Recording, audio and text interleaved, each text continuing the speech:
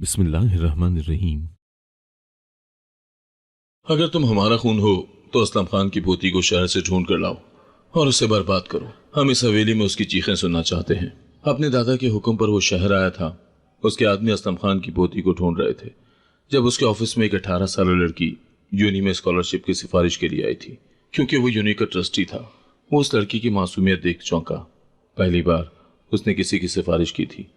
दिल के हाथों मजबूर होकर इस बात से अनजान कि वही मासूम लड़की असलम खान की पोती थी। जब हैन कब्रिस्तान के पास फिरोज खान की गाड़ी अचानक बंद हो गई, उसने ड्राइवर की तरफ अभी देखा ही था कि वो उसके गुस्से से बचने के लिए फौरन ही उतर गया। वो खिड़की से मुंह निकाल कर बोला तो ड्राइवर हिचकिचाया। खैर खान जी खैर, अभी ठीक हो जाएगा। फिरोज खान ने बदमज़गी से मोबाइल निकाला तो उसके सिग्नल भी नहीं आ रहे थे। उसने उकताहट से सिगरेट सुलगाया और होठों पर दबाकर पहला कश लिया ही था कि सामने का मंजर देखकर चौंक गया। गाड़ी की वेंट जल्दी से नीचे की और गौर से देखने लगा। सामने कब्रिस्तान की दीवार के अंदर एक सफेद दुपट्टा ओढ़े लड़की नजर आई। शाम की धुंधलके में कब्रिस्तान की सुनसान फिजा और वहां अकेली लड़की। ये मंजर अजीब भी था और कुछ दिलचस्प भी। या अल्लाह खैर, ये लड़की ही है ना? उसे शक हुआ। वो भूत प्रेत पर यकीन तो नहीं करता था, लेकिन एकदम उसने खिड़की से सर निकालकर गुलखान को पुकारा। वो सामने देखो जरा, उस ताज़ा कब्र के पास कोई बैठा है क्या? हो खान जी, ये तो कोई लड़की है। उसे तसल्ली हुई, मगर फिर एक अलग परेशानी ने उसे घेर लिया। इस वक्त तन तनहा कब्रिस्तान में एक नौजवान लड़की क्या कर रही है? उसका तजस्सुस जाग गया। वो फटाफट गाड़ी से उतरा और नपे तुले कदम उठाते हुए कब्रिस्तान के गेट तक जा पहुंचा। अंदर झांका तो वो लड़की एक कब्र के पास सर झुकाए बैठी थी। सफेद दुपट्टा उसके चेहरे को छुपाए हुए था। मखरूती उंगलियां फूलों की पत्तियों में उलझी हुई थी। सादा खुला टुला फैशन से आरी लिबास कब्र के सामने न जाने क्या राज़ो न्याज कर रही थी। इस सारे मंजर में कुछ ऐसा था जो उसकी तवज्जो हट नहीं पाई। अचानक उसके दिल में एक लम्हे को ख्याल आया कि शायद कोई गरीब लड़की है, कहीं ज़रूरतमंद ना हो। उसने जेब में हाथ डाला, 100 के 2 नोट निकाले और कब्रिस्तान की दीवार के पास जाकर आवाज़ दी, है लड़की, ये रख लो। उसने 100 के नोट हवा में लहराई थे कि अचानक उस लड़की ने आहिस्ता से सर उठाकर जब फिरोज खान की तरफ देखा तो फिरोज खान की रीढ़ की हड्डी में सर्द लहर दौड़ गई। समंदर जैसी गहरी नीली आंखें जिनमें छुपा गुरूर पूरे जोबन पर था, जो न सिर्फ फिरोज खान को चारों शाने चित कर गया था, बल्कि फिरोज खान के दिल की धड़कन भी तेज कर गया था। वो अल्लाह हूर, वो बेसाख्ता दिल में बोला। उसका हाथ जू का तू ही रहा। यह खैरात अपने किसी जरूरतमंद को देना। अगर पैसा ज्यादा आ गया है तो फलाही इदारा खोल लो, मगर राह चलते लोगों को अपनी दौलत शो ऑफ मत करो। उसका दबंग लहजा सुनकर फिरोज एक लम्हे के लिए गड़बड़ा सा गया। फिर उसके होठों पर मुस्कुराहट आ गई। वाह भाई, होलिये से तो फकीर नहीं लग रही हो, लेकिन जबान देखो जैसे महल की शहजादी हो। लड़की की नीली आंखों में चमक तेज हुई। शहजादी समझ लो और अपनी शक्ल गुम करो, ये कहकर वो दोबारा अपनी कैफियत में गुम हो गई। तो फिरोज अपना दिल थाम कर रह गया। एक तो बेइंतहा सुंदर, ऊपर से इंतहाई बोल्ड, वो लड़की उसे बुरी तरह से लड़ गई। फिरोज के कदम खुद ब खुद अंदर की तरफ बढ़ गए। दिल में अजीब सी बेचैनी और दिलचस्पी पैदा हो गई। वो लड़की अब कब्र की मिट्टी को दुरुस्त कर रही थी और सरगोशियों में बोल रही थी। अल्फाज समझ नहीं आ रहे थे, लेकिन ऐसा लग रहा था जैसे किसी अहद को पूरा करने का अज़म दोहरा रही हो। फिरोज की पेशानी पर बल पड़ गए। वो कोई ऐसा वैसा लड़का नहीं था जो लड़कियों को देखकर ही लट्टू हो जाए, लेकिन न जाने उस लड़की के अंदर क्या कशिश थी कि उसके कदम खुद ब खुद कब्रिस्तान के अंदर दाखिल हुए। और फिर वो दबे कदमों उस लड़के की तरफ बढ़ा ही था कि अचानक वो लड़की उठकर खड़ी हुई और तेजी से उसकी तरफ घूमी। तो उसके हाथ में एक छोटा सा चाकू था। उसने फिरोज खान की तरफ तान लिया। कौन हो तुम और यहाँ क्यों खड़े हो? वो किसी शेरनी की तरह गुर्राई। फिरोज खान नहीं जानता था कि वो कोई ऐसा रद्द अमल दिखाएगी। वो एकदम अपने हाथ उठाकर खड़ा हो गया और फिर आहिस्ता से बोला, इसे नीचे करो। मैं कुछ चोरों चक्का तो हूं नहीं जो तुम्हें लूटने आया है। क्या पता लगता है, शक्लों पर थोड़ा ही कुछ लिखा होता है। उसकी बात पर फिरोज खान आहिस्ता से हंसा। पहली बार किसी लड़की ने मुझ पर चाकू ताना है। तुम तो खासी बहादुर निकली। फिरोज खान को डरा दिया। कौन फिरोज खान? वो गुस्से से बोली। बदकिस्मती से मुझे फिरोज खान कहते हैं। वो सीने पर हाथ रखे मुस्कुराता हुआ बोला। लड़की ने चाकू नीचे नहीं किया, बल्कि 2 कदम और आगे बढ़ते हुए कहा, तुम मेरी बला से जो कोई भी हो भाड़ में जाओ। अगर जिंदगी अजीज है तो निकलो यहां से। फिरोज उसकी बेबाकी पर शदीद मुतासिर हुआ, मगर होंठों पर मुस्कुराहट दबाते हुए बोला, ठीक है, मैं चला जाता हूँ, मगर एक शर्त पर। कौन सी शर्त? नाम तो बता दो। है जंगजू लड़की। उसकी बात पर नीली आंखों में तीखापन नुमाया हुआ। फिर वो इंतहाई सर्दमहरी से बोली, ये लड़कों का पुराना मसला है, जहां लड़की देखी वहीं उसका नाम पूछने लगते हो। फिरोज उसके जुमले पर गड़बड़ा सा गया। वो अभी से कोई जवाब देने ही वाला था कि अचानक उस लड़की ने अपना रुख मोड़ा और तेज कदमों से कब्रिस्तान की दूसरे गेट की तरफ जाने लगी। उसके साथ साथ उसके गिर्द लिपटा सफेद दुपट्टा हवा में लहराता जाता। जब वो कब्रिस्तान के जंग आलूद गेट के पास पहुंची तो एकदम रुक कर पीछे मुड़कर देखा तो फिरोज खान वहीं पर खड़ा था। वो अपने हाथ माथे पर लेकर गई और अपने दुपट्टे को खींचकर माथे को ढांपा। इस दौरान फिरोज की नजर उसके हाथ पर खुदे चांद तारे पर पड़ी। ये बड़ा गैर मामूली सा निशान था जो फिरोज खान के जहन में अटक सा गया। वो लड़की जा चुकी थी, मगर फिरोज खान जैसे अपनी जगह पर जम सा गया। उसके जाने के बाद वो उस कब्र पर आया तो उसे अंदाजा हुआ कि ये कब्र बिल्कुल नई है, शायद 1-2 दिन पुरानी, लेकिन उस कब्र पर कोई निशानी नहीं थी जिससे पता नहीं चल पाया कि ये किसी मर्द की कब्र है या औरत की। बहरहाल उसने वहां खड़े होकर फातिहा पढ़ी और एक बार फिर कब्रिस्तान के जंग आलूद गेट की तरफ देखा, जहां से वो लड़की एक हवा के झोंके की तरह बाहर निकली थी। फिरोज का दिल जोर जोर से धड़कने लगा। एक अजीब सी बेचैनी ने आन घेरा। उस लड़की के अल्फाज, आंखें और पख्तून लबो लहजा दिलो दिमाग असीर कर गया। इतने में ड्राइवर ने उसे गाड़ी ठीक होने का इंदिया दिया तो वो तेजी से गाड़ी की तरफ लपका। वो घर तो पहुंच गया, लेकिन उस लड़की की नीली आंखें, गुरूर से पुर लबो लहजा और उसके हाथों में पकड़ा चाकू जहन से निकल नहीं पा रहा था। उस लड़की में अजीब सी कशिश थी जो ना समझ आती थी और ना दिल से निकलती थी। अब उसे लगने लगा था कि वो जाते जाते उस पर अपना सहर फूंक कर गई है। उसकी नींदें उचाट हो गई थी। पूरी रात अजीब बेचैनी में गुजरी। सब जहन में एक फिल्म की तरह बार बार चल रहा था। कल शाम कब्रिस्तान में जो कुछ हुआ वो मामूली बात नहीं थी और ना उसे वो कोई आम लड़की लगी थी। उसमें कुछ तो ऐसा था जो लगी बारिश में उसे घर से निकलने पर मजबूर कर गया। फिरोज खान का हाथ स्टीयरिंग पर था, मगर ख्याल कहीं और गुम थे। उसने घड़ी देखी, शाम के 6 बज रहे थे। उसने गाड़ी स्टार्ट की और सीधा उसी रास्ते पर ले आया जहां उसकी गाड़ी कल बंद हो गई थी। कब्रिस्तान की तरफ जाते हुए उसका दिल जोर जोर से धड़कने लगा। शायद वो आई हो। वो कब्रिस्तान का जंग आलूद गेट धकेल कर अंदर दाखिल हुआ। कब्र पर ताज़ा फूल आज भी बिखरे हुए थे। अगरबत्ती जल रही थी, लेकिन लड़की कहीं नहीं थी। उसने गहरी सांस ली और इर्द गिर्द नजरें दौड़ाई। हर तरफ गहरा सन्नाटा छाया हुआ था। उसने अपनी जेब से सिगरेट निकाला, लबों तक ले गया, लेकिन फिर फौरन वापस रख दिया।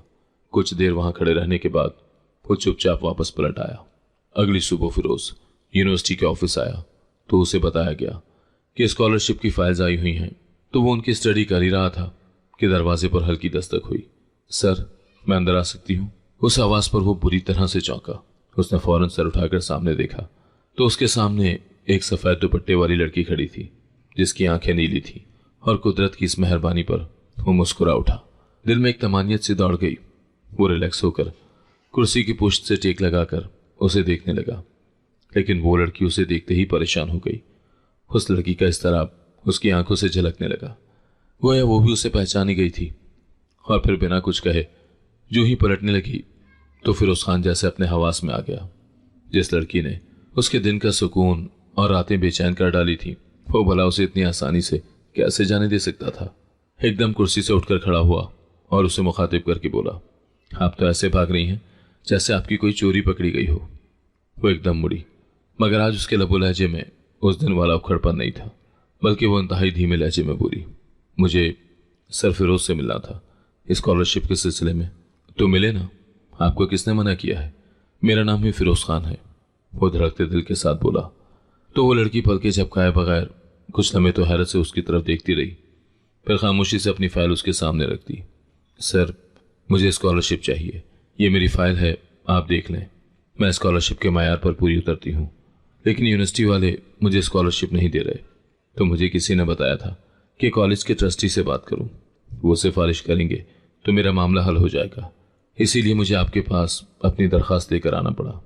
फिरोज खान ने फौरन फाइल खोली तो सामने ही उसका नाम लिखा था, गुलनार। उसने नाम दोहराया तो गुलनार ने उसे हैरत से देखा। जी सर, फिरोज मुस्कुराया। आज तो शुक्र है आपने अपने नाम लेने पर कोई एतराज़ नहीं किया। गुलनार ने एकदम ही अपनी नज़रें झुका ली। तो तुम स्कॉलरशिप चाहती हो? जी सर, मैं मुकम्मल मेरिट पर हूँ और रिजल्ट और डॉक्यूमेंट आपके सामने है।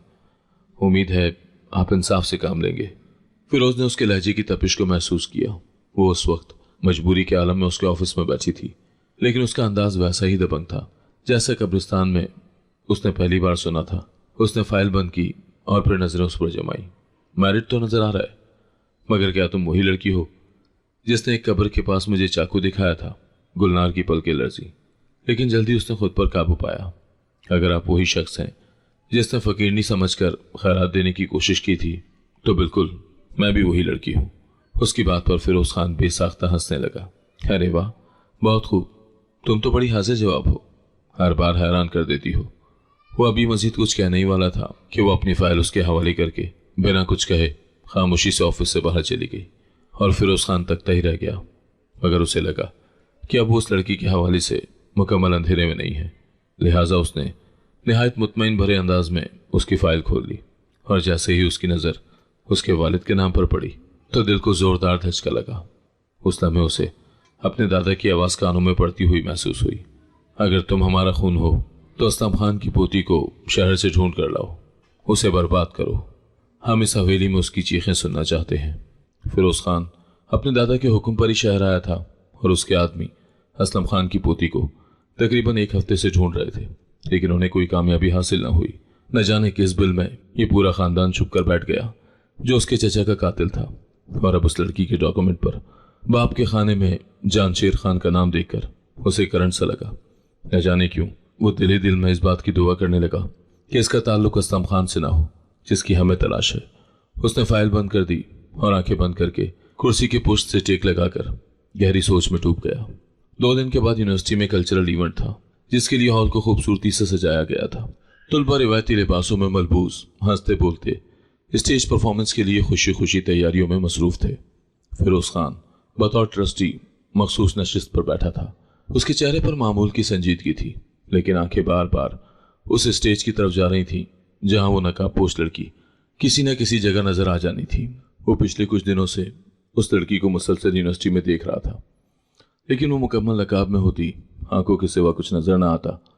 लेकिन उन नीली आंखों का वो अब दीवाना हो गया था। फिरोज को उसका चेहरा देखने की शदीद ख्वाहिश थी और दिन ब दिन ये ख्वाहिश जुनून की हद तक बढ़ती जा रही थी।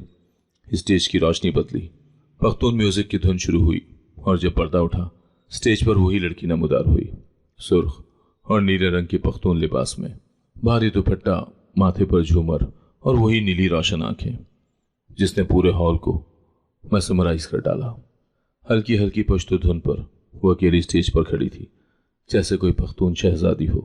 फिरोज की नजरों से हटी नहीं रही थी। वो पश्तो नज़म पर रक्स नहीं कर रही थी, वो गैरत का सिंबल बनकर स्टेज पर खड़ी थी। उठा हुआ सर, पुरवकार लबो लहजा।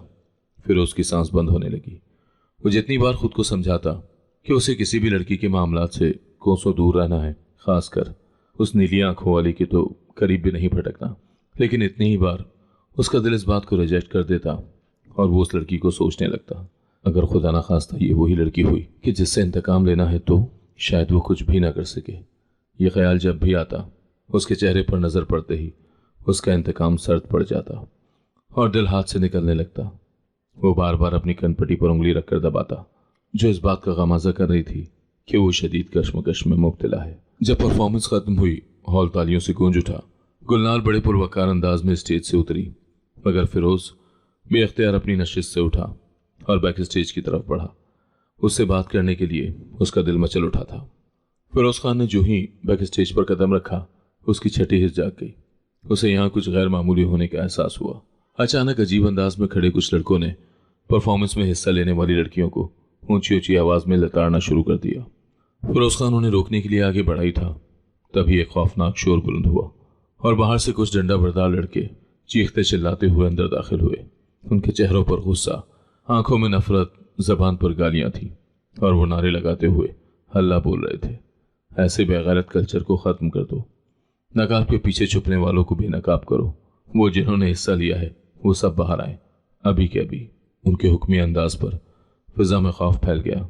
लड़कियां चीखने लगी और फौरन ही स्टेज छोड़कर वहां से भाग निकली, लेकिन एकदम उन लड़कों ने स्टेज के हिस्से को कवर कर लिया। लेकिन नीली आंखों वाली गुलनार मर्दों के हुजूम में बिल्कुल तन्हा दीवार के साथ लगकर खड़ी थी और फिरोज खान की नजर उसी पर थी। वो उसकी आंखों में खौफ देख चुका था। इस सिचुएशन में परफॉर्मेंस में हिस्सा लेने वाले लड़के पीछे हटने लगे। हॉल का माहौल चंद ही लम्हों में बदतरीन कशीदगी में बदल गया। गुलनार की सांसें उखड़ने लगी। वो समझ ही नहीं पा रही थी कि क्या करे। उसके निकलने का वाहिद रास्ता वो था जहां वो लड़के डंडे लिए खड़े थे। वो दाएं बाएं देखती, पीछे हटती रही। फिरोज ये बात जान गया था कि यहां पर इन लड़कों को धमकाना किसी तौर भी काम नहीं आएगा। ये हुजूम की तरह बिखरे हुए थे। लिहाजा उस वक्त जो सबसे अहम बात थी कि किसी तरह से गुलनार को महफूज जगह पर पहुंचा दिया जाए। लिहाजा वो सारी सूरत हाल का बारीक बीनी से जायजा ले रहा था। फिर वो गुलनार के करीब आया। गुलनार ने उसे देखा और घबराई हुई आवाज में बोली, सर यहाँ क्या हो रहा है? मुझे समझ नहीं आ रहा। फिरोज ने उसे नजर भर कर देखा तो वो लरज रही थी। उसका वजूद हल्के हल्के कांप रहा था। फिरोज ने बिना कुछ कहे उसका हाथ मजबूती से पकड़ा और उसे तकरीबन खींचते हुए एडमिनिस्ट्रेटर रूम तक ले आया और दरवाजा जोर से बंद कर दिया। अंदर से कुंडी चढ़ा दी तो वो परेशान नजरों से उसकी तरफ देखने लगी। फिरोज खान चढ़ी हुई सांसों से बोला, भरोसा रखो, तुम महफूज हो। वहां से निकलना तुम्हारे लिए बहुत जरूरी था, क्योंकि मैं नहीं जानता उन लड़कों के अज़ाइम क्या थे। लड़के तो ऐसी सूरत हाल सह लेते हैं, मगर उसने बात अधूरी छोड़ दी तो वो सहम कर उसकी तरफ देखने लगी। बाहर एकदम शोर मजीद बढ़ा तो वो हिरनी जैसी आंखों वाली फिरोज खान की तरफ देखने लगी, जबकि फिरोज खान उस कमरे की खिड़की की तरफ देख रहा था कि शायद उसमें से निकलने का कोई रास्ता हो, लेकिन उस पर मजबूत ग्रिल लगी हुई थी। वो अभी इस चीज का जायजा ले ही रहा था कि अचानक जोरदार फायरिंग शुरू हो गई। गुलनार अचानक डरकर उसके सीने से जा लगी। फिरोज के जिस्म को एक झटका सा लगा। उसकी बाहें फौरी तौर पर उसके गिर्द लिपट गईं, जैसे उसके वजूद के गिर्द एक दीवार खड़ी करना चाहती हूँ। वो साकत खड़ा था। गुलनार उसके सीने में मुंह छुपाए बुरी तरह से लरज रही थी। उसकी उंगलियां फिरोज की कमीज को जोर से पकड़े हुए थी, जैसे कोई गिरने से पहले किसी शाय को थाम लेता है। एक अजीब सा रब्त, एक नाजुक सा रिश्ता उनके दरमियान बन चुका था, जो वसल से परे और अल्फाज से वालातर था। दोनों एक दूसरे की मौजूदगी में उस डर से निकल गए जो उनकी तरफ बढ़ रहा था। बाहर बेशुमार कदमों की आवाज दरवाजे के आसपास अब भी सुनाई देने लगी, जिससे जाहिर हो रहा था कि इस कमरे को घेरा जा चुका है। दरवाजे पर जोर जोर से डंडे पड़ने लगे और बाहर से 2-3 लड़कों के चीखने की आवाजें आईं, बाहर निकलो, आज हम किसी को भी नहीं छोड़ेंगे, तुम सबका हिसाब होगा। गुलनार की नीली आंखों की चमक खौफ से मद्धम पड़ गई। वो रोने लगी। फिरोज ने गहरी सांस लेते हुए नरमी से कहा, तुम डरो नहीं, कुछ नहीं होने दूंगा। यह हंगामा कब खत्म होगा? मैंने घर भी जाना है। तुम्हें घर की पड़ी हुई है। खुदा की बंदी, अपनी जान की फिक्र करो। कोई मन्नत मानो कि खैर व आफियत के साथ यहां से निकल सको। गुलनार की आंखों में मोटे मोटे आंसू भर गए। उसने अपना सर झुका दिया। फिरोज तेजी से कमरे का जायजा ले रहा था। बाहर निकलने का वाहिद रास्ता बस ये दरवाजा था। वो तेजी से कमरे में इधर उधर घूमने लगा कि शायद यहां से निकलने का कोई रास्ता निकल आए। धप धप धप दरवाजे पर मुक्के, लातें और डंडे बरसने में शिद्दत आती जा रही थी। बाहर से एक और आवाज आई, उस नकाब वाली को निकालो, अभी के अभी, वरना दरवाजा तोड़ देंगे। गुलनार का वजूद कांपने लगा। ये मुझसे क्या चाहते हैं? ये मुझे मार डालेंगे। फिरोज उसकी हालत देखकर परेशान हो गया और उसके करीब जाकर बोला, अल्लाह खैर करेगा, तुम दुआ करो। उसने आहिस्ता आहिस्ता सर हिलाया और घुटी घुटी आवाज में रोने लगी। इतने में दरवाजे पर एक जोरदार धक्का लगा तो दरवाजे की लकड़ी चरचरा सी गई। फिर उसकी पेशानी पर पसीना आ गया। वो अकेला इस हुजूम का सामना नहीं कर सकता था। खुदाया तू मदद फरमा। वो दिल दिल में अल्लाह से दुआ मांगने लगा। गुलनार सरगोशी में बोली, अगर वो अंदर आ गए तो? अगर वो अंदर आए तो मैं दीवार बन जाऊंगा, लेकिन तुम्हें कुछ नहीं होने दूंगा। वो पूरे यकीन से बोला। तो गुलनार ने हैरत ज़दा नजरों से उसकी तरफ देखा। इतने में दरवाजा जोरदार आवाज के साथ हिला। हुजूम अब पागल हो चुका था। चीखें, नारे, डंडों की आवाजें दिल को खौफजदा कर रही थी। फिरोज ने जेब से फोन निकाला। बार बार सिक्योरिटी को कॉल करने की कोशिश की, लेकिन सिग्नल कमजोर थे और शोर में आवाज दब जाती थी।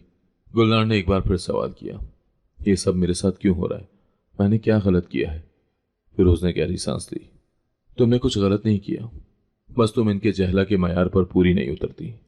उसकी बातों से वो पहली बार मुतासिर हुई। उसके लहजे की मजबूती ने जैसे गुलनार को एक लम्हे के लिए थाम लिया। फिरोज ने छोटी सी लकड़ी की अलमारी को दरवाजे के आगे धकेला, क्योंकि वो दरवाजा अब एक धक्के की मार था। फिर उसने गुलनार की तरफ देखा, जो अब दोनों हाथों से दुपट्टा मजबूती से थामे बुरी तरह से लरस रही थी।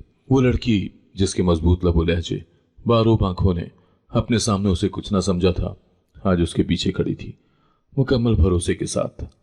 فیروز جانتا تھا کہ اگر اسے کچھ ہو گیا تو شاید اس کے بھی جینے کا جواز ختم ہو جائے گا۔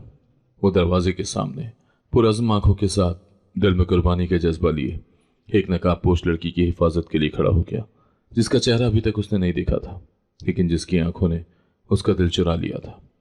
اس نے کسی قیمتی جواہر کی طرح گلنار کو اپنے پیچھے چھپا لیا۔ اچانک فیروز کی نظر ایک بوسیدہ وینٹیلیشن شافٹ پر پڑی۔ یہ ایک مستطیل نما کھڑکی تھی جس پر لوہے کی جالی لگی تھی، جسے شاید کھولا جا سکتا تھا، اور جس کے پیچھے شاید ایک راستہ موجود تھا، کیسا راستہ جو انہیں بچا سکتا تھا۔ اس نے مڑ کر گلنار کو دیکھا اور فوراً اس کا جائزہ لے کر بولا، ہمیں یہاں سے نکلنا ہوگا، میں تمہیں کچھ نہیں ہونے دوں گا کسی بھی قیمت پر، میرا یقین رکھو۔ گلنار نے اس کی بات پر ایسے سر ہلایا جیسے وہ اس کی ہر بات پر آنکھیں بند کر کے یقین رکھتی ہو۔ اس نے اب فیروز خان کی قمیض کو پیچھے سے پکڑ رکھا تھا، جیسے اندیشہ ہو کہ وہ کہیں کھو نہ جائے۔ فیروز خان اس کے یقین کو توڑنا نہیں چاہتا تھا۔ فیروز نے ایک لمحہ ضائع کیے بغیر ایک کرسی کا سیٹی اس پر چڑھا اور ہاتھ بڑھا کر جالی کو پکڑا۔ وہ زنگ آلود تھی مگر ہل رہی تھی۔ فیروز نے پورا زور لگا کر جالی کو جھٹکے دیے اور 2 کوششوں کے بعد وہ الگ ہو گئی۔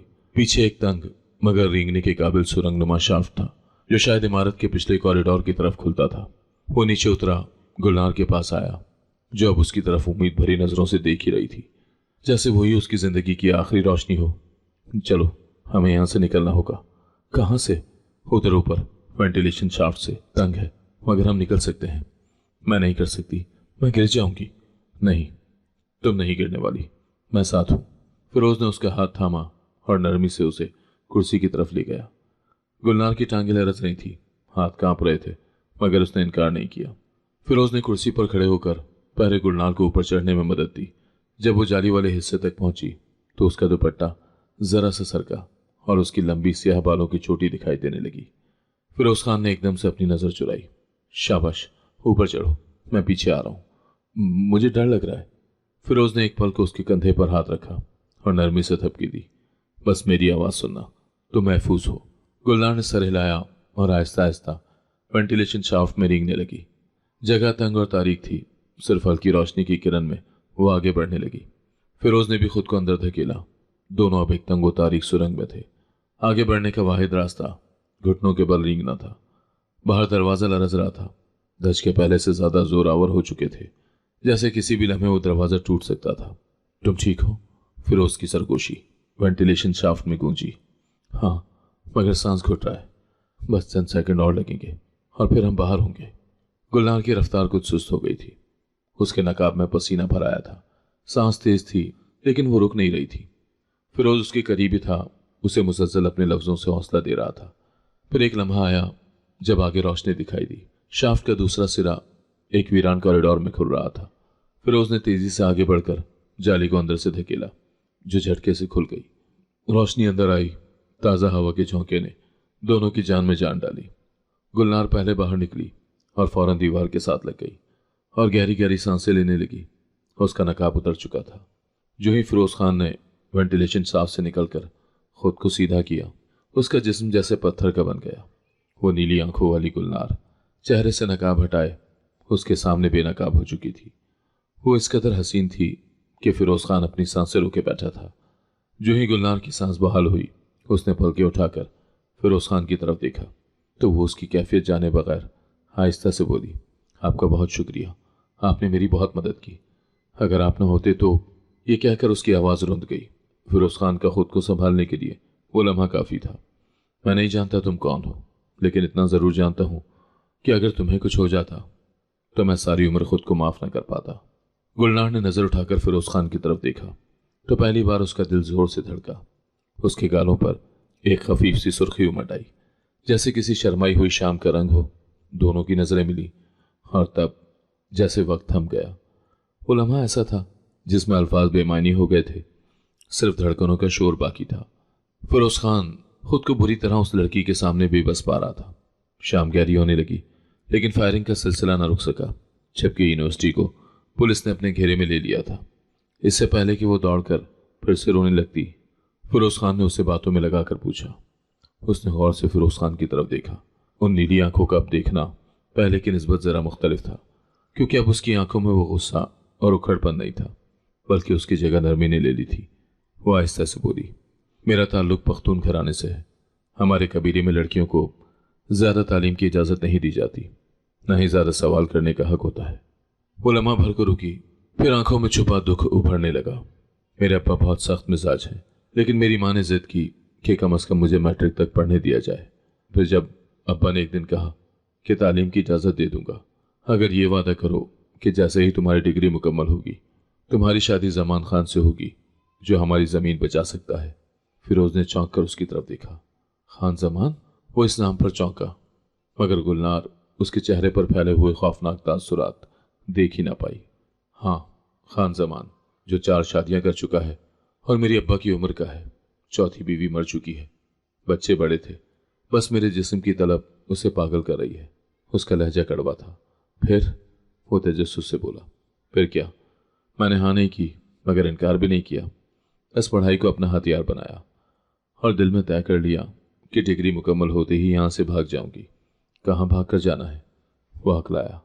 باہر، کسی فورن کنٹری میں، لیکن بس یہاں نہیں رہنا۔ اس کی آنکھیں آنسوؤں سے ڈبڈبانے لگی۔ پھر اس نے پہلی بار محسوس کیا کہ وہ صرف ایک لڑکی نہیں، ایک سوچ ہے، ایک مکمل انسان ہے جو اپنے حقوق کے بارے میں مکمل آگاہی رکھتا ہے اور جو یہ سمجھتا ہے کہ اسے بھی مکمل جینے کا حق حاصل ہے۔ وہ بھلا کیوں کسی کی دشمنی کی بھینٹ چڑھے؟ ہمارے معاشرے میں سب سے بڑی جاہلانہ رسم تو یہی ہے کہ باپ یا بھائی کی غلطی کی سزا بیٹی یا بہن کو بھگتنی پڑتی ہے، اور یہ ان کی زندگی کا کس قدر تلخ مرحلہ ہوتا ہے کہ قصوروار نہ ہوتے ہوئے بھی وہ مجرموں کی طرح زندگی گزارتی ہیں۔ اس لڑکی نے پختون معاشرے کی اس روایت کو ماننے سے ہی انکار کر دیا اور ابھی سے اپنے دل میں بغاوت دبائے بیٹھی تھی۔ وہ اسے غور سے دیکھنے لگا تو وہ مزید بولی، میں نے تھوڑے تھوڑے پیسے بچانے شروع کیے ہیں، کبھی جیب خرچ سے، کبھی کپڑے بیچ کر، اب پارٹ ٹائم گھر والوں سے چھپ کر ایک جاب بھی کر رہی ہوں۔ فیروز حیران ہو کر اسے دیکھ رہا تھا۔ اس کے چہرے پر دکھ یا ندامت کہیں بھی دکھائی نہیں دے رہی تھی، بلکہ اس کے لب و لہجے میں مزاحمت اور ہمت ایک ساتھ بول رہے تھے۔ میں اپنی بہن کی طرح نہیں بننا چاہتی۔ یہ کہتے ہوئے اس کا لہجہ ہلکا سا لرزا اور گہری گہری سانسیں لینے لگی۔ کیا ہوا تمہاری بہن کو؟ فیروز نے پہلی بار نرمی سے سوال کیا۔ وہ بھی میری طرح تھی، تھوڑی زیادہ بولنے والی تھی، تھوڑی زیادہ خواب دیکھنے والی، لیکن ہمارے قبیلے کے لحاظ سے بے حیا سمجھی جانے لگی۔ اس کا شوہر اسے مارتا تھا، گالیاں دیتا، اور ایک دن اسے غیرت کے نام پر قتل کر دیا۔ فیروز کی آنکھیں پھیل گئیں۔ غیرت کے نام پر؟ گلنار نے اس بات میں سر ہلایا۔ اس پر الزام لگایا، مگر وہ ثابت نہ کر سکا۔ ادھر ہماری طرف سے بھی پوچھنے والا کوئی نہیں تھا، حالانکہ میں نے سوال اٹھایا، مگر میرے ابا اور بھائی نے مجھے چپ کروا دیا۔ مجھے اس بات کا اتنا صدمہ لگا کہ میں نے اسی دن سے ہی قسم کھا رکھی ہے کہ میں نازوں کی طرح اپنی زندگی ان لوگوں پر قربان نہیں کروں گی۔ یہ میری زندگی ہے اور یہ میں نے طے کرنا ہے کہ اسے کیسے گزارنا ہے۔ میں ایک بار اگر اپنے پاؤں پر کھڑی ہو گئی تو نازوں کی بیٹی کو بھی اپنے ساتھ ہی لے جاؤں گی، اپنی معصوم بہن کی بیٹی کو ان بھیڑیوں کے درمیان کسی قیمت پر نہیں چھوڑوں گی۔ فیروز کو اس کی بہن کی قبر یاد آئی، وہی قبر جہاں وہ پھول چڑھانے گئی تھی، جہاں اس نے پہلی بار اس نقاب پوش لڑکی کو دیکھا تھا۔ وہ چہرہ جو اب اس کے سامنے بیٹھا تھا، اپنی مکمل سچائی کے ساتھ، کبھی آنسو بہاتا اور کبھی اپنے آنسو خود ہی پونچھ لیتا۔ میں نہیں مرنا چاہتی ایسے، نہ کسی کے ہاتھوں، نہ کسی روایت کے نام پر۔ میں جینا چاہتی ہوں، اپنی مرضی سے، اپنی خوشی سے۔ فیروز نے دھیرے سے کہا، تم بہت الگ ہو۔ گلنار نے چونک کر اسے دیکھا۔ الگ؟ ہاں، تم صرف خوبصورت نہیں، تم ذہین ہو۔ تم وہ طوفان ہو جو صدیوں پرانے زنگ آلود زنجیروں کو توڑنے کی طاقت رکھتا ہے۔ وہ مسکرا دی، ایک تھکی تھکی سی مسکراہٹ۔ اور تم کون ہو؟ پختون ہو؟ جو بھی ہوں، تم سے محبت کر بیٹھا ہوں۔ وہ اس کی بات سن کر جھیپ سی گئی۔ میری بات پر ناراض مت ہونا، یہ کوئی اختیاری جذبہ نہیں ہے۔ فیروز خان نے نظر اٹھا کر اس کی طرف دیکھا، جو پلکیں جھکائے اس کے سامنے بیٹھی تھی۔ اس کے چہرے پر کئی رنگ کھلے پڑے تھے۔ گلنار نے دوپٹہ دوبارہ سر پر ڈالا، مگر چہرہ چھپایا نہیں۔ گویا یہ اس بات کا اعلان تھا کہ اس کے دل میں بھی فیروز خان کو لے کر کچھ چھپا ہوا ہے۔ کبھی کبھی ایسا لگتا ہے جیسے اللہ نے مجھے کچھ لمحوں کے لیے اس دنیا میں آزاد کر دیا ہے، ان لمحوں میں جو میں اپنی مرضی سے جی لوں گی، چاہے بعد میں جو بھی ہو۔ اس نے نظریں جھکائے آہستہ سے کہا، تو فیروز خان مسکرا دیا، لیکن دل میں اس نے یہ فیصلہ کیا کہ چاہے کچھ بھی ہو جائے اسے اپنے مطابق جینے کا پورا حق ملے گا۔ اچانک فضا میں پولیس سائرن تیزی سے بجنے لگے۔ یقیناً مزید نفری بلوائی گئی تھی جس نے یونیورسٹی کو چاروں طرف سے گھیر لیا تھا، اور اب ماحول میں خوف کا سما تھا۔ ڈنڈا بردار طلباء جو کچھ لمحے پہلے شیر بنے پھرتے تھے اب ڈری سہمی بھیڑ کی طرح پکڑے جا رہے تھے۔ چند ایک نے بھاگنے کی کوشش کی مگر پولیس پہلے سے تیار تھی۔ انہیں ہتھکڑیاں لگا کر پولیس وین میں بٹھایا گیا۔ فیروز خان دور کھڑا یہ سب دیکھ رہا تھا۔ ایک لمحے کے لیے اس کے چہرے پر بھی سکون کے آثار نمودار ہوئے۔ ایک اذیتناک دن ختم ہوا تھا، مگر اس دن کے اختتام پر وہ ایک بہت قیمتی گوہر اپنے نام کر چکا تھا۔ یونیورسٹی 2 دن کے لیے بند کر دی گئی۔ 2 دن وہ گھر پر رہا، مگر دل اور دماغ کسی اندرونی جنگ میں الجھے رہے۔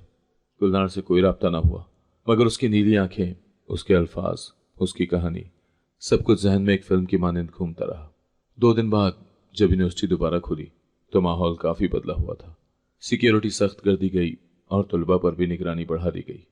فیروز خان نے انتظامیہ کو الرٹ جاری کر دیا کہ وہ جہاں پر بھی ایسے شرپسند طلباء کی کارروائی دیکھیں تو انہیں فوراً یونیورسٹی سے باہر نکال دیں۔ وہ کانفرنس ہال میں عملے کے ساتھ ایک اہم اجلاس ختم کر کے جو ہی باہر نکلا، اس کا ملازم خاص گل بادشاہ خاموشی سے قریب آیا۔ ہاتھ میں ایک موٹا سا لفافہ تھا جسے وہ فیروز خان کی طرف بڑھاتے ہوئے بولا، سر، ہم نے ایک مشن کو کامیاب کر ہی ڈالا، آپ یہ سب دیکھ لیں، آپ کو بھی خوشی ہوگی۔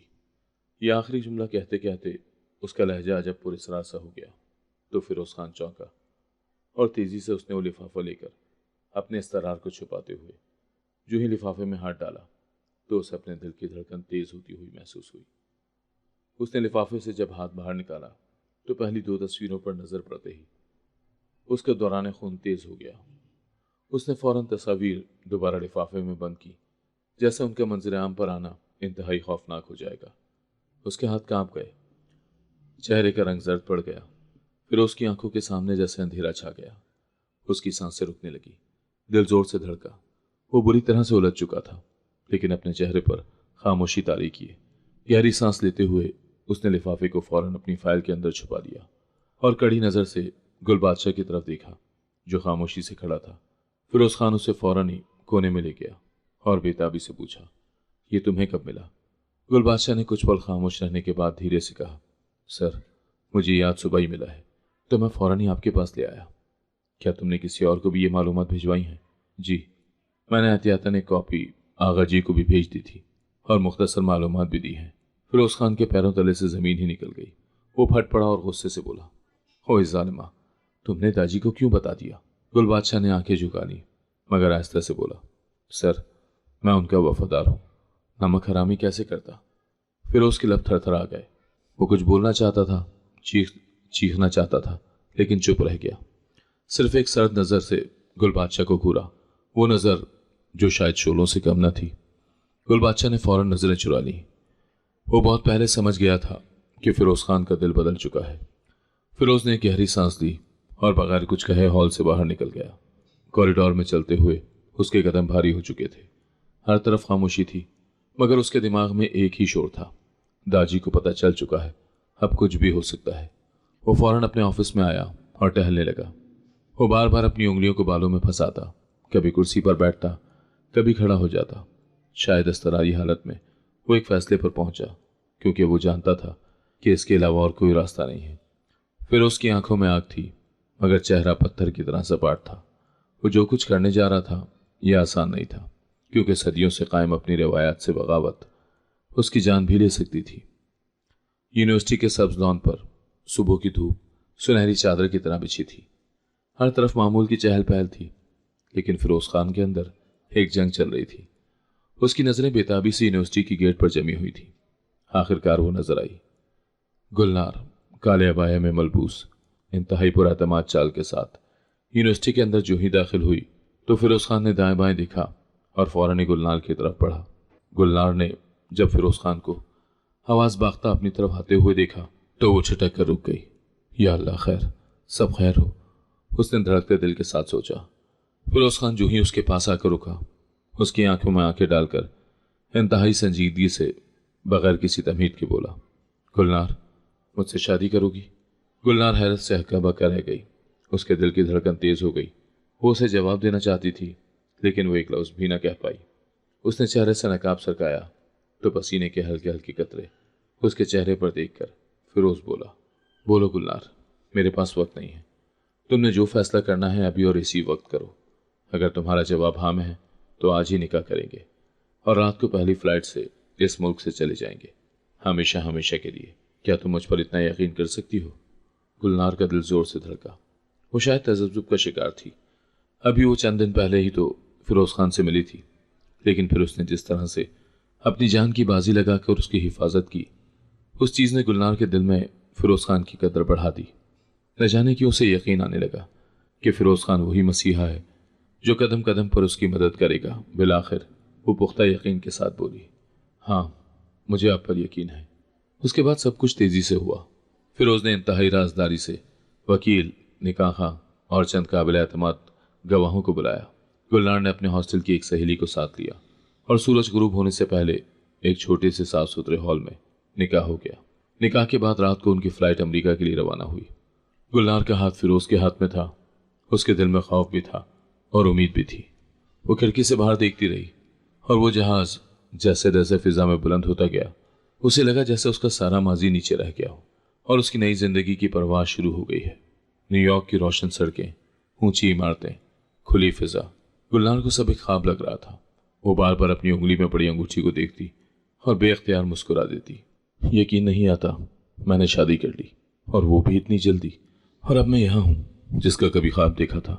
وہ یہ بات اکثر کر جاتی اور اس کی بات پر فیروز خان نرمی سے مسکرا دیتا، پھر اسے یقین دلاتے ہوئے کہتا، یہ تو ابھی صرف آغاز ہے، ہم اس سے بہتر اپنی زندگی کو بنائیں گے۔ اس نے پورے اعتماد کے ساتھ فیروز کی طرف دیکھا جس نے اپنا گھر بار سب کچھ چھوڑ دیا اور یہاں پر وہ دو نوکریاں کر کے زندگی کی گاڑی کو کسی طرح سے گھسیٹ رہا تھا۔ گلنار بھی اس کا ساتھ دینا چاہتی تھی اور اس مقصد کے لیے اس نے نوکری بھی کرنی چاہی، لیکن فیروز خان نے اسے منع کر دیا اور کہا کہ وہ اپنی پوری توجہ اپنی تعلیم کو دے اور ڈگری حاصل کرے۔ چنانچہ فیروز خان کے اصرار پر اس نے یہاں کی یونیورسٹی میں ایڈمیشن لے لیا۔ فیروز خان نہ صرف اس کے تعلیمی اخراجات کو کسی نہ کسی طرح پورا کر رہا تھا بلکہ گھر کے اخراجات بھی اس کے اپنے ذمہ ہوتے۔ فیروز خان کو دن رات محنت کرتا دیکھ کر اس کا دل پسیج جاتا اور وہ اللہ کا بے حد شکر ادا کرتی کہ اس کے نصیب میں فیروز خان جیسا ذمہ دار شوہر لکھا تھا۔ ایک دن فیروز نہا رہا تھا اور گلنار جو بیڈ پر لیپ ٹاپ دیکھ رہی تھی اس نے فیروز کا فون اٹھایا جو ساتھ ہی رکھا تھا۔ اتفاق سے اسکرین کھلی ہوئی تھی۔ گیلری میں ایک نوٹیفیکیشن آیا۔ گلنار نے لاشعوری طور پر کلک کیا اور اگلے ہی لمحے اس کی آنکھیں پھٹ گئیں۔ تصویر میں ایک بزرگ تھے، سفید کپڑوں میں، سر پر پگڑی، چہرے پر روایتی پختون کی سختی اور آنکھوں میں شدید بے رحمی۔ یہ وہی چہرہ تھا جسے اس کے خاندان والوں نے دشمن قبیلے کے سردار کے طور پر متعارف کروایا تھا، اور ایک بار جرگے میں بھی وہ اس چہرے کی شفافیت کو بھلا کیسے بھول سکتی تھی۔ یہ آغا جی جو خاندانی دشمنی کی وجہ سے اس کے دادا کے خون کے پیاسے تھے، اس کے پورے جسم میں کپ کپی سی داری ہو گئی اور اس کے ہاتھ سے فون بیڈ پر گر گیا۔ فیروز جو باتھ روم سے نکلا اس کی کیفیت دیکھ کر چونکا۔ تمہیں کیا ہوا ہے؟ سب خیریت تو ہے؟ تو وہ ایک دم خالی نظروں سے اس کی طرف دیکھنے لگی، پھر فیروز کا موبائل اٹھا کر اس کے پاس گئی اور گیلری کی تصویر کی طرف اشارہ کر کے اس سے پوچھا، یہ کون ہے؟ فیروز کے لب سختی سے بھینچ گئے۔ یہ میرے دادا ہے، آغا خان۔ گلنار 2 قدم پیچھے ہٹ گئی، آنکھیں پھیل گئیں۔ فیروز خان کی بات سن کر اسے لگا جیسا اس کے سامنے ایک سیاہ آندھی چلی ہو جس نے اس کے وجود کو چاروں طرف سے گھیر لیا ہو۔ وہ تھوک نگلتے ہوئے خوفزدہ لہجے میں بولی، تو گویا میں نے دشمن قبیلے کے لڑکے سے شادی کر لی۔ فیروز نے اس کی طرف قدم بڑھایا تو وہ 2 قدم پیچھے ہٹی۔ کیا تمہیں لگتا ہے کہ میں تمہارا دشمن ہوں؟ قبیلے کی بات مت کرو، تم اس قبیلے کے ساتھ نہیں میرے ساتھ رہ رہی ہو، وہ زخمی لہجے میں بولا۔ میں اسی دن جان گیا تھا جب تم اسکالرشپ کے لیے میرے آفس آئی تھی، فائل کھولتے ہی تمہارے والد کا نام دیکھ کر میں پہچان گیا تھا۔ پھر تم نے مجھے دھوکہ کیوں دیا؟ گلنار کی آواز میں آنسوؤں کی آمیزش تھی۔ دھوکہ؟ نہیں گلنار، میں نے تمہیں دھوکہ نہیں دیا۔ البتہ یہ سچ ہے کہ میرے دادا نے مجھے حکم دیا تھا کہ تمہیں پکڑ کر حویلی لایا جائے، تمہیں سزا دی جائے، تمہیں ماضی کے گناہوں کا تاوان بننا تھا، لیکن میرا دل اس دشمنی کے خلاف بغاوت کر گیا۔ مگر کیوں؟ گلنار کی آواز میں کرب تھا۔ کیونکہ تم بے گناہ ہو، تم ایک نئی نسل کی نمائندہ ہو جو قبیلے کی روایتوں سے آزاد جینا چاہتی ہے۔ تمہیں وہ حوصلہ ہے जो मैं बरसों से तलाश कर रहा था। फिरोज ने आगे बढ़कर नरमी से उसके हाथ थाम लिए। मैं तुम्हें तुम्हारी सोच के मुताबिक जीने की आज़ादी देना चाहता था गुलनार। मैं इस दुश्मनी को मजीद वसअत देने का कायल नहीं हूं, बल्कि मैं इसका खात्मा चाहता हूं। मैं वो नस्ल पैदा करना चाहता हूं जो बदले में मौत देने के बजाय मोहब्बत दे, जिसका मोटो अमन हो, शांति हो। फिरोज खान की बात पर गुलनार की आंखें आंसुओं से झिलमिलाने लगी। वो उसे हैरत भरी नजरों से देखने लगी, जिसने उसे पुरअमन जिंदगी देने के लिए अपनी जिंदगी दांव पर लगा दी, अपने खानदानी रिवायात से बगावत की और उसे लेकर यहाँ आ गया। गुलनार ने कुछ लम्हे उसे देखा, फिर आंसुओं से भीगी मुस्कुराहट के साथ उसके सीने से लगकर रोने लगी। तुमने अपनी जिंदगी क्यों खतरे में डाल दी? अब तुम कभी अपने वतन वापस नहीं जा पाओगे। तो वो आहिस्ता से बोला, मैंने अपनी ये जिंदगी मोहब्बत हासिल करने के खातिर खतरे में डाली, क्योंकि मैं दुश्मनी की इस आग में कुछ पल सुकून की गुजारना चाहता हूँ। फिरोज खान की बात सुनकर उसे अपनी किस्मत पर अश्क आने लगा और दिल ही दिल में अल्लाह का शुक्र अदा करने लगी कि वो अपने कबीले की किसी रिवायत की भेड़ नहीं चढ़ी, बल्कि एक आज़ाद और खुद मुख्तार जिंदगी फिरोज खान की वजह से गुजार रही है। उसने दिल ही दिल में अपने शौहर के लिए ढेरों दुआएं कर डाली और सुकून से उसके कंधे पर अपना सर रख दिया। अगर आपको आज की कहानी पसंद आई है तो वीडियो को जरूर लाइक कीजिएगा और अपने दोस्तों के साथ भी शेयर कीजिएगा। और हाँ, अगर आपने अभी तक हमारा चैनल सब्सक्राइब नहीं किया तो जरूर सब्सक्राइब करें। मिलते हैं कल एक नई और दिलचस्प कहानी के साथ। अल्लाह हाफिज।